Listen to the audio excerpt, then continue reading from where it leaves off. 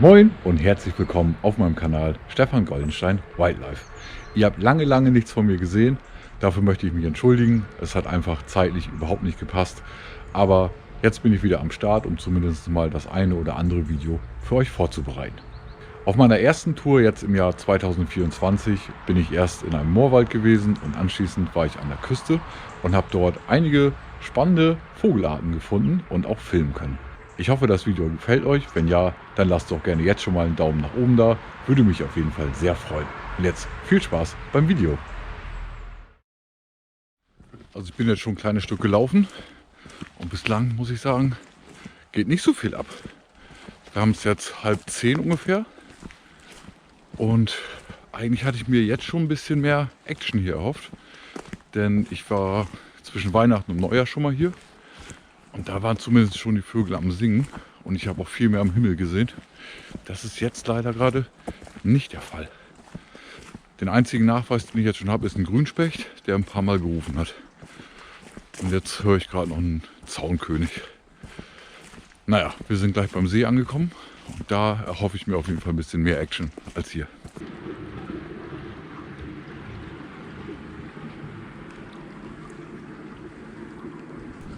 Hier ist so viel Wasser runtergekommen die letzten Tage und Wochen, dass hier sämtliche Kanäle überflutet sind. Sogar hier im Moorwald sieht man das richtig gut, wo hier eigentlich noch nie reißende Ströme sind.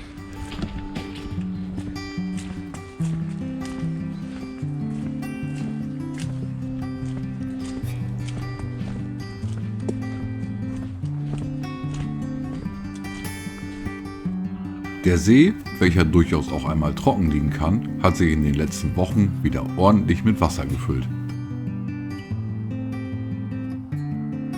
Auf den ersten Blick schien der See leer, daher griff ich schnell mein Fernglas. Also der Sonnenaufgang, der ist auch noch gar nicht allzu lange her. Das kann einfach sein, dass die Vögel lieber Bock haben, ein bisschen zu chillen. Ich habe keine Ahnung. Zumindest war ich letzte Woche um die Mittagszeit hier und da war hier einiges mehr los. Aber wir behalten das Ganze mal im Auge. Ich bin eh noch ein bisschen hier und hoffentlich kriege ich irgendeinen Vogel für die Kamera. Leider zeigte sich der See weiter von seiner ruhigen Seite und alle Tiere, die ich sehen konnte, waren leider viel zu weit weg für die Kamera. Darum ging's weiter.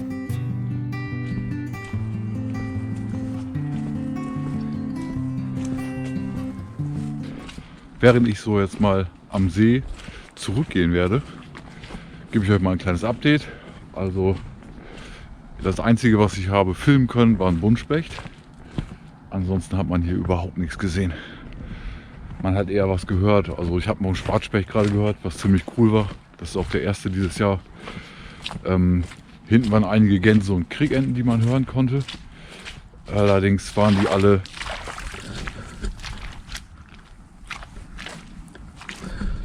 schön matschiger Weg. Allerdings waren die alle hinter Bäumen und sowas. Also konnte ich da leider auch filmerisch nichts mitnehmen.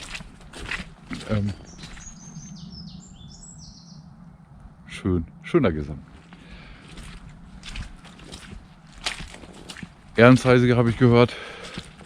Den einzigen Greif, den ich sehen konnte, war ein Mäusebussard. Also war nicht so ergiebig heute. Ich habe nicht mal einen Kleiber oder einen Gartenbaumläufer oder ein Wintergoldhähnchen gehört.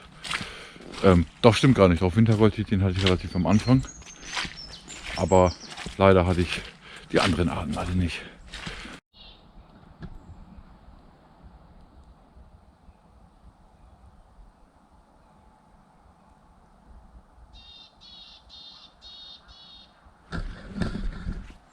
Habt ihr das gehört? Das war die Weidenmeise.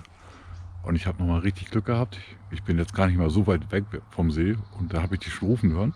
Und ich habe sie auch relativ gut auf die Kamera bekommen. Also das ist zumindest schon mal ein Highlight heute. Und dazu noch ein paar Wintergoldhähnchen. Zaunkönig habe ich noch gesehen, leider nicht auf Kamera. Aber immerhin jetzt mal ein paar vernünftige Sachen gesehen. Cool.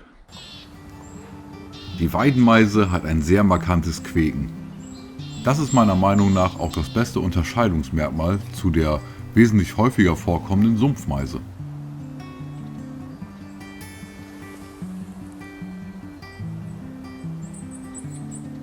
So gute Aufnahmen von der Weidenmeise habe ich übrigens bis dato noch nie hinbekommen. Das hat sich also schon mal gelohnt hier im Wald. Auch das Wintergoldhähnchen ließ sich kurz blicken. Dieser kleine Racker macht jedem Filmer das Leben schwer, denn er hüpft permanent von Ast zu Ast.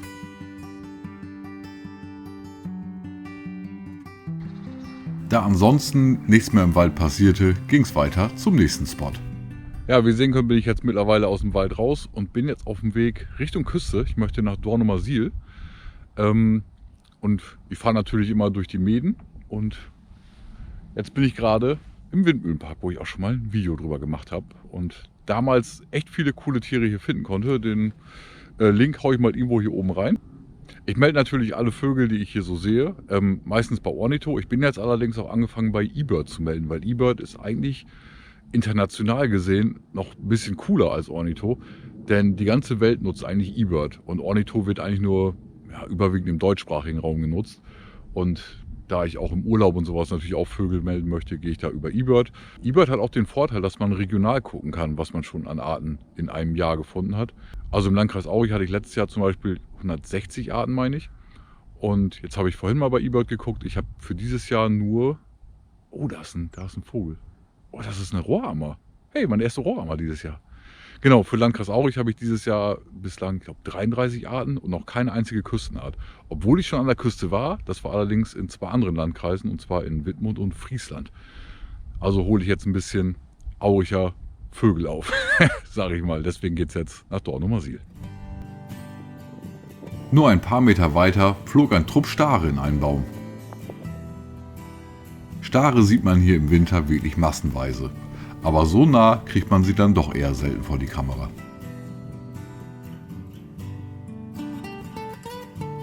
Ich stehe total auf die schimmernden Farben im Gefieder. Der Jagdfasan ist einer der häufigsten Wiesenvögel bei uns in Ostfriesland. In anderen Orten Deutschlands ist er selten geworden oder kommt gar nicht mehr vor. Die Männchen mit ihrem prachtvollen Gefieder finde ich immer besonders schön.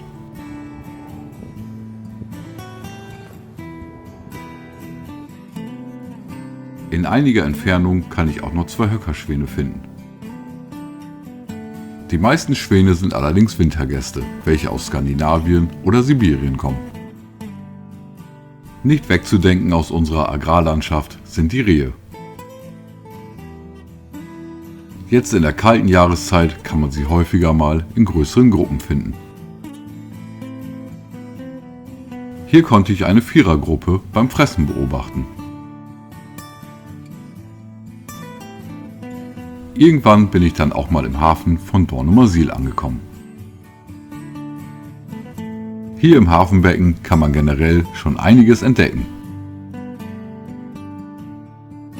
Auf den Dalben kann man immer wieder Möwen entdecken. Hier zum Beispiel eine Silbermöwe.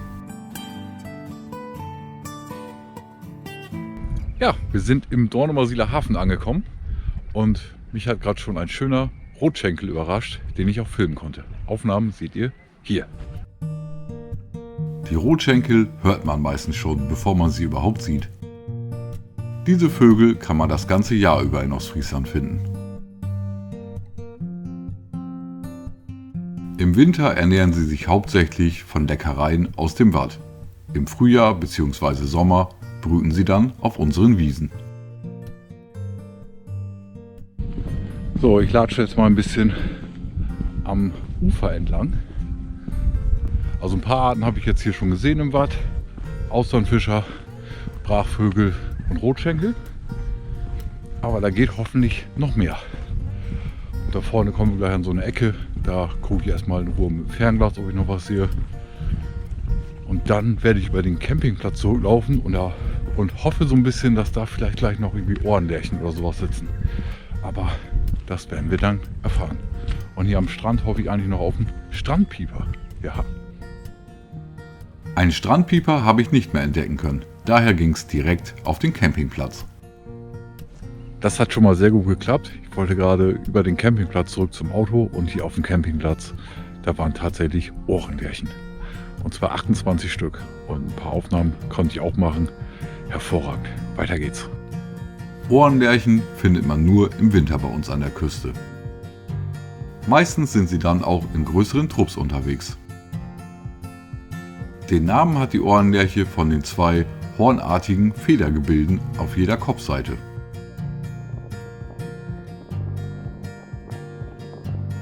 Viele unserer Singvögel sind eher schlicht gefärbt.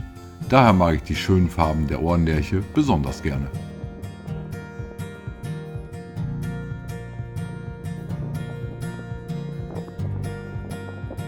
Das hat sich jetzt gerade richtig doll gelohnt. Da seht ihr noch die Ohrenlerchen, die da jetzt wegfliegen. Und in diesem Ohrenlerchenschwarm, das waren übrigens 28 Ohrenlerchen, war noch ein anderer Vogel dazwischen, den ich glücklicherweise noch gesehen habe im Fernglas. Und zwar ein Berghänfling. Und ich habe es wirklich hingekriegt, ein paar super Aufnahmen zu machen von dem Berghänfling. Also für mich super Aufnahmen. Das sind damit die ersten Berghänfling-Videoaufnahmen, die ich jemals hinbekommen habe. Also richtig, richtig geil und eine super tolle Überraschung heute.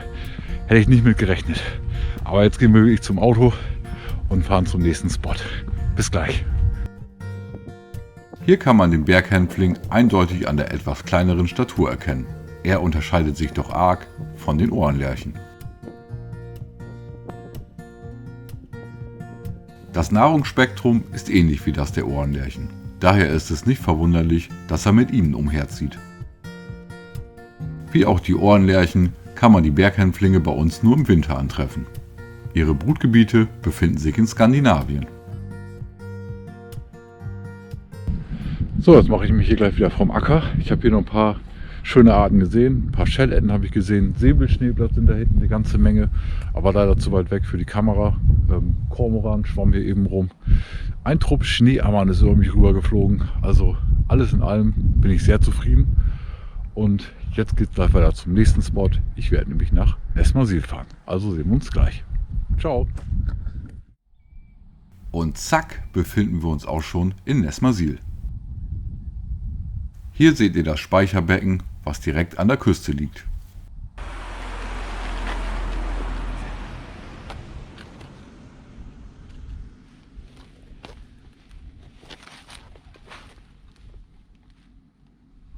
Ich bin jetzt gerade am neuen Spot angekommen, dem Speicherbecken in Nesmasil. Und das Wasser kommt hier gerade so langsam rein. Also wir haben gerade Flut. Jetzt kommt gerade ein Auto. So. Und wir haben hier relativ viele Säbelschnäbler. Wir hatten hier einige Ringelgänse, die sind jetzt leider fast alle abgeflogen. Wir haben hier weiterhin Rotschenkel. Macht auf jeden Fall Spaß hier zu filmen. Und ein paar Aufnahmen zeige ich euch jetzt. Am anderen Ufer des Speicherbeckens konnte ich Ringelgänse, Stockenten und ein paar andere Vögel entdecken.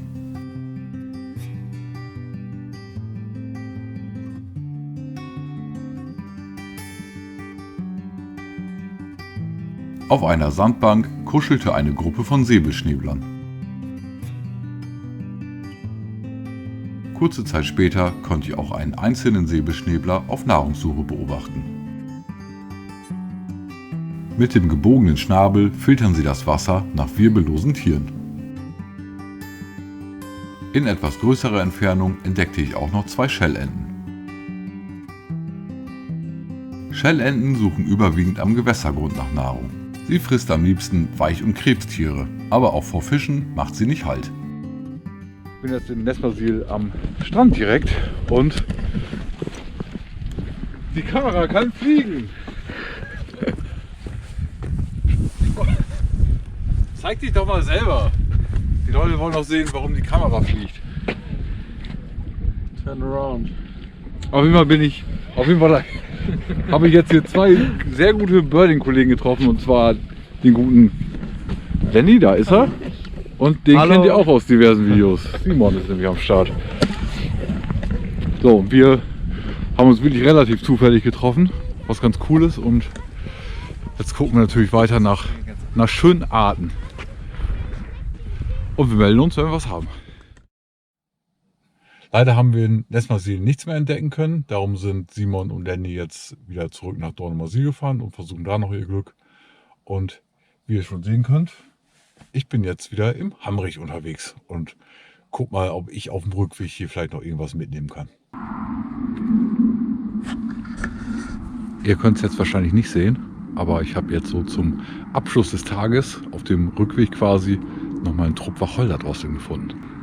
Und das sind auch die ersten Wacholderdrosseln, die ich dieses Jahr sehe. Also auch eine schöne Beobachtung. Ich meine, wir haben es ja noch relativ früh im Jahr, wir haben heute den 5.1. Aber trotzdem, richtig, richtig schön. Und vielleicht finden wir noch was auf dem Weg nach Hause.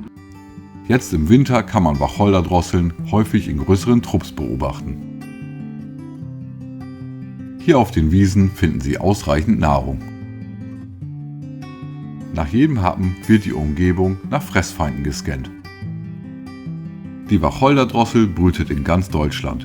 In Ostfriesland gibt es allerdings nur sehr, sehr wenig Brutpaare. Es macht auf jeden Fall immer wieder Spaß, diese schöne Drosselart zu beobachten.